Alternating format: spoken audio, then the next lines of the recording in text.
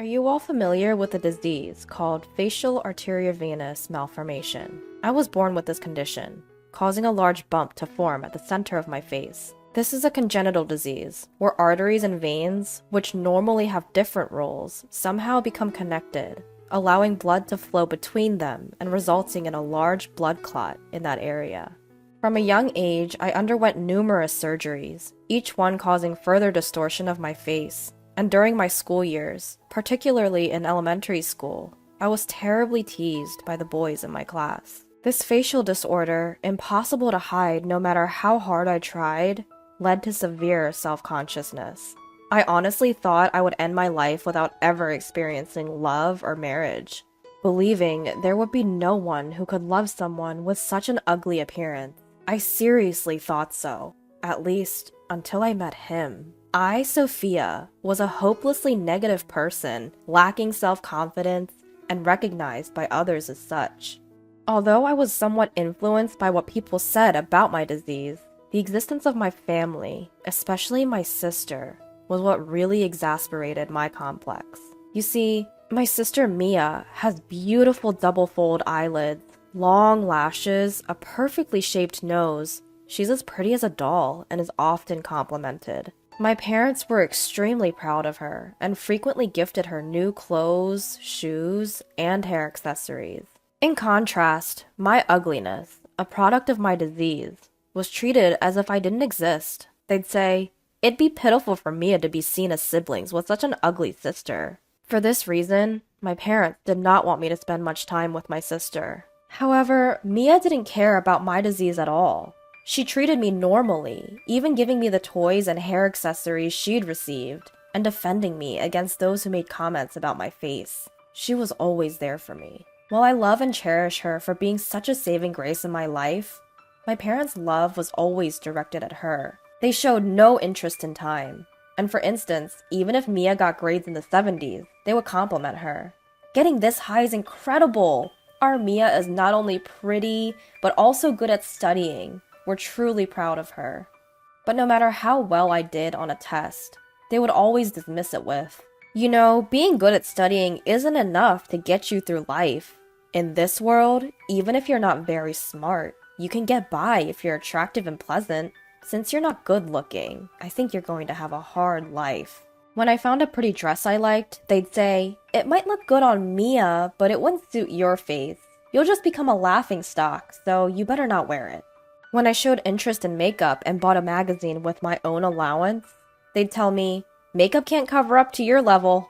It's a waste of time." They kept comparing me to Mia, and every single thing I did was denied, and I lost confidence, more and more. Mia often protested against my parents' attitude towards me, but that just made things worse. That's when I realized there really is no place for me in this family. And it's not like I had a place at school either. I was teased by the boys in my class with nicknames like Monster or Face Weapon, and there were times when I was avoided because people said they might catch my disease if they touched me. Even in middle school, although the treatment wasn't as harsh, there were still boys who would grimace just by me being next to them. And while no one would say anything to me directly, I would often hear whispers about me. But what hurt the most was being made the subject of a punishment game.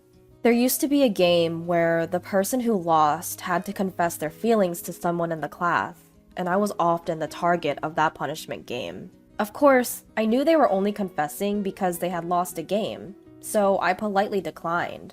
But then they go around saying, "I got rejected by that monster girl!" And I was yelled at by one of the boys I had turned down, saying, "Don't get all high and mighty just because it's a punishment game, ugly." At the time, it seemed so selfish and unfair to me, but I was convinced that my face was a sin. I thought I was causing discomfort to others just by being there. I was filled with guilt. During my years in elementary and middle school, I had no good memories of boys at all. But there was once, just once, when I fell in love with a boy in my class. This happened in my sophomore year of high school. A boy from my class, whom I happened to be seated with after the classes were shuffled, would treat me like any other person, without making fun of or avoiding my face. He would greet me with a good morning, every day as our seats were adjacent. I knew full well that he didn't have any feelings for me, but his single greeting brought me so much joy in the face of constant ridicule and avoidance that I naturally began to like him. However, I didn't really want to date him or anything like that. I just wanted this pleasant time to last as long as it could. But day by day, I felt more and more that I liked the boy, and after worrying about what to do, I asked my sister for advice, and she said, "I think it's a good idea to just tell him how you feel." After much deliberation, I decided to tell him how I felt. So I left a letter expressing my feelings in his desk. A few days later, I noticed something strange about the atmosphere in the class when I arrived at school. It was as if everyone was murmuring and glancing in my direction. As I was wondering what was going on, the boy, who had arrived at school before me, approached me and asked, "Hey, did you put this letter in my desk?" I responded by silently nodding, my gaze fixed to the ground. In that moment, I heard a sound above my head as if something was tearing, and the next moment, pieces of my torn letter were falling into my sight. It's troublesome when something like this happens. What are you going to do if strange rumors start spreading? You fell in love just because I greeted you out of politeness? How inexperienced in love are you? I didn't mean anything by it. If I gave you the wrong impression, I'm sorry. He said this, and for some reason, the class erupted in applause and cheers. And I heard comments like, "Wow, you've got guts," and "That's a bit sad, isn't it?" After that, my memory is a blur, and the next thing I knew, I was at home. But I don't remember anything about the journey. All I can remember is the feeling of guilt and despair. After that incident, I couldn't bring myself to go to school anymore, and I stopped attending.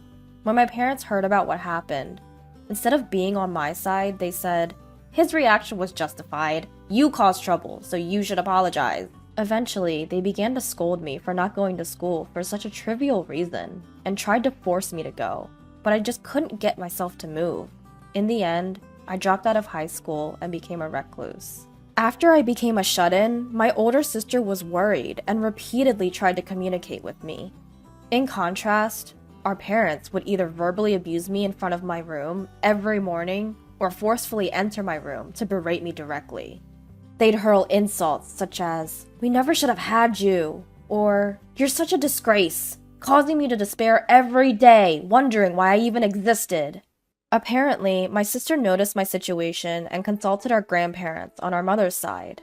The following day, they came to hear my story, and after learning about the events at school and our parents' subsequent reactions, they were furious. They scolded our parents, saying, "We will take care of her," and came to my rescue. My grandparents did not abandon me, even though I was in a state of despair. They faced me directly, and with their support, along with my sisters, I gradually started to recover. Although it was only my desire to end my life that had quieted down. I was unable to erase my fear and mistrust towards the opposite sex, no matter how hard I tried. However, my grandfather would always encourage me, saying, "There will be a time when you can be happy in any way without having to get married. We just want you to be happy in any way you want to live. So forget about the guy who said terrible things to you. It's a waste of time to keep remembering such a person. We may not have much time left, but you still have many futures ahead of you." My grandmother also always reassured me, saying that as long as I was happy, that was all that mattered. She would often compliment me, saying things like, "Your skin is so glowing, it makes me jealous," or "Your eyes are as beautiful as jewels." My sister would also visit our grandparents' house and spend time chatting with me. We'd read magazines together, discuss cute cosmetics, and generally enjoy our time. After living like this for about 3 years, I began to feel motivated to do something. I decided to start studying again to get my high school equivalency diploma, which I eventually acquired. Afterwards, I started looking for work I could do from home, and slowly started to earn income. The income was less than what others made working outside, but considering the days when I had shut myself in and was in a state of despair, I felt that I had grown quite a bit. However, I was still scared of comments about my appearance, so I couldn't go outside. This was how I was living at my grandparents' house, when my parents suddenly showed up one day. They hadn't even bothered to make a single phone call since I moved to my grandparents' house. But they stormed in, saying they had something to discuss with me. They announced, "There's a marriage proposal for you. The prospective groom is the son of a medical foundation representative. Apparently, he also has some issues and has a hard time finding a spouse. So the focus has now turned to you. But isn't this great? He's rich and he's willing to take someone like you who's been a burden on society." I was taken aback by this sudden turn of events, but my grandparents stepped in to help. They argued that it was unreasonable to make decisions without considering my feelings. My father, who seemed to speak convincingly, responded, "This might be the last chance for her. She's had so many painful experiences because of her appearance. Why not consider this as a chance for happiness?" The face of the man in the marriage document was mostly hidden by his bangs and wasn't clear, but I could make out his plump physique and the contours of his face. I understood instantly that he was probably also being forced into marriage to get rid of some problem. Or maybe he was an extreme eccentric who liked unusual things. But even if I rejected the proposal here, it seemed like the negotiations with the other family were already in progress. They seemed like a wealthy family, and my parents would undoubtedly try to force me into the marriage. If I ran away from this, it could potentially have negative repercussions on my grandparents. For the sake of my grandparents who have protected me from that day until now, I made up my mind. I understand. I will accept this proposal. Upon hearing these words, my grandparents' eyes widened. They embraced me and tried to persuade me numerous times. "You don't have to go along with such a ridiculous proposition." However, I told them through tears, "Grandma, Grandpa, until that day, I had lost all hope in life. But because you were by my side, I was able to enjoy living until now. I can't thank you enough, but I don't want to cause any more trouble, so I've decided to accept this marriage proposal. Maybe, like Dad said, this is my last chance." My grandparents cried soundlessly and hugged me tightly. And then a few days later, I had to meet with the man from the proposal and his parents. I hadn't expected that this meeting would change my fate at all. The prospective groom, a man named Matthew, was hunched over and always looking down. His face was mostly hidden by his hair, and his skin seemed to be rough in places. His voice was so quiet that I sometimes couldn't understand what he was saying. Matthew barely glanced at my face throughout our meeting and only answered questions in short, clipped sentences. I wondered, is this man going to be my husband? He can't even hold a basic conversation. However, I was in no position to complain. Both sets of parents seemed not only enthusiastic about the marriage, but acted as if it was already decided. I felt comfortable, but I didn't feel like I could say no. Eventually, the marriage arrangement was agreed upon. Sure enough, as the son of a wealthy family, a luxurious high-rise apartment was provided as our new home, furnished with high-end branded appliances and furniture. However, our conversations didn't flow well. It was almost like he couldn't see me. He was so silent. However, being constantly silent was also stressful, so I tried to find a conversation topic. "Why did you accept this marriage proposal, Matthew?" Upon asking this, he surprisingly began to take off his long-sleeved shirt. Confused by his sudden action and in a state of panic, I saw that his skin was red and appeared inflamed. He explained, "I suffer from a skin disease called psoriasis. It doesn't transfer from touch, so please don't worry. But because of its appearance, I've reached this point without any romantic experiences. There were even rumors that I had an STD, which is impossible. Moreover, my appearance is so unattractive that even my parents don't want to involve themselves with me. They probably brought up this marriage to get rid of me. I'm sorry for involving you in my circumstances." After explaining, he redressed and bowed deeply to me. I saw a glimpse of inflammation at his hairline, and I understood that he was growing his bangs long to hide it. "I see. Please, raise your head. I'm in a similar situation too."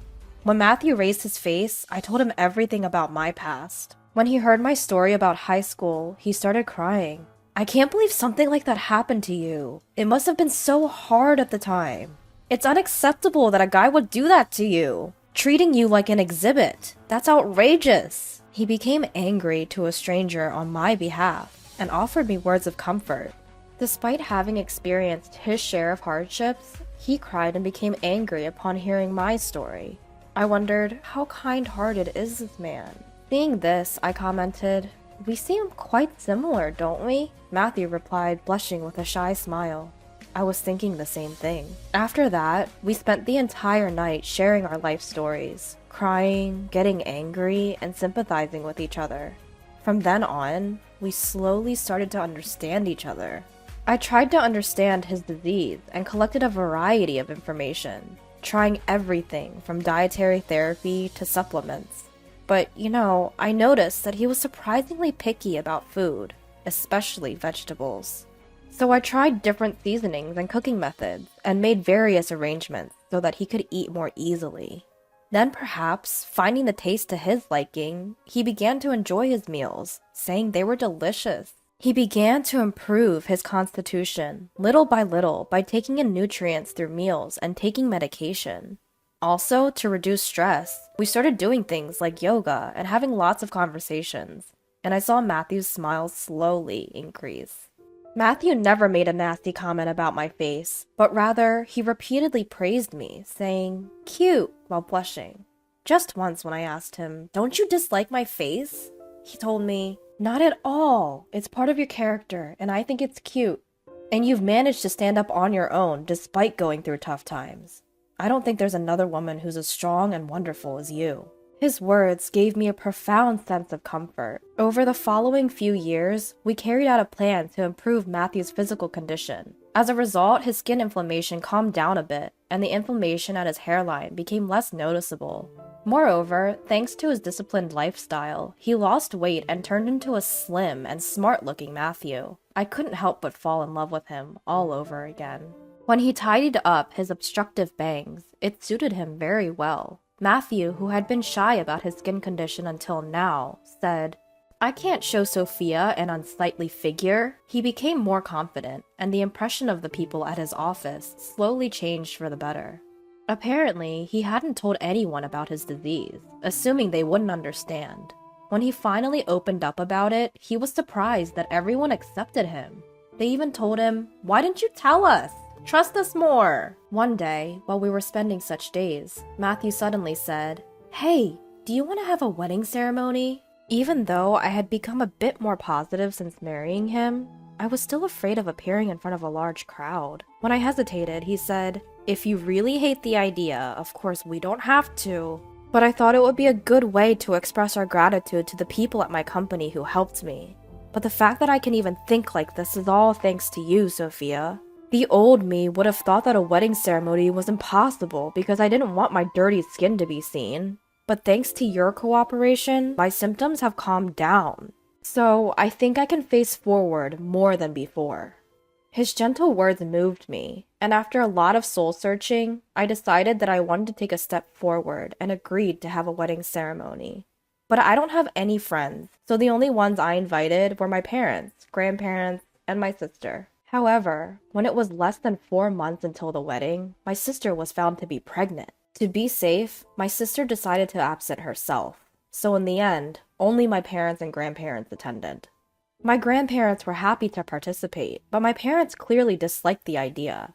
However, they couldn't refuse due to their status, so they participated reluctantly. The same was true for Matthew's parents. They didn't seem happy at all, but because some of their foundation's associates and people they knew were attending, they reluctantly agreed to come.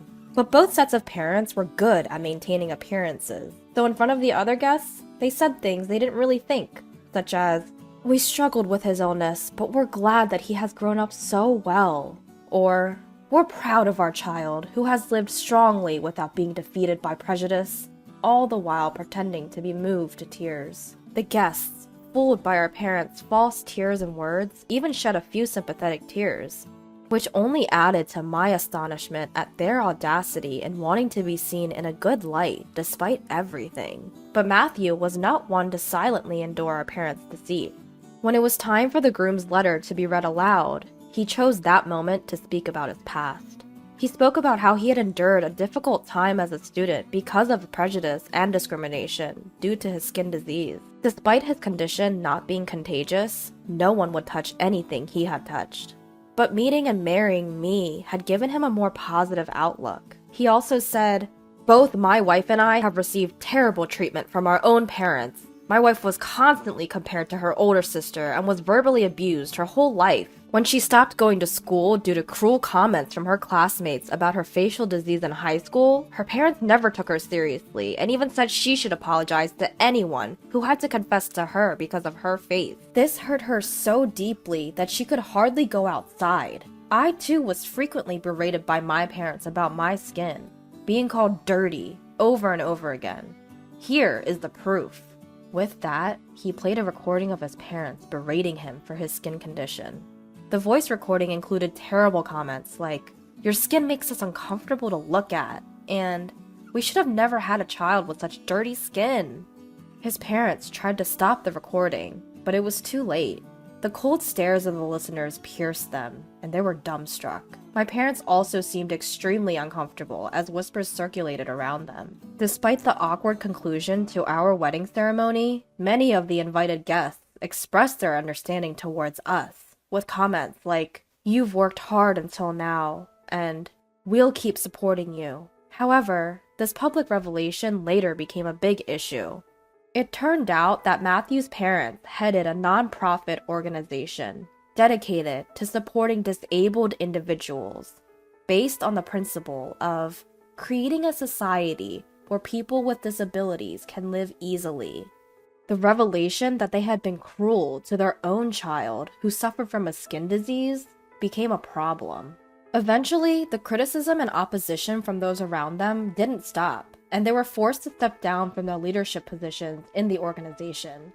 As for my parents, it was revealed that they had accepted a substantial dowry to marry me off to Matthew, and they started being referred to as beasts who sold their own child for money by those around them. However, they squandered that dowry for their own selfish desires, and with no knowledge whatsoever, decided to dabble in stocks, leading to a huge loss.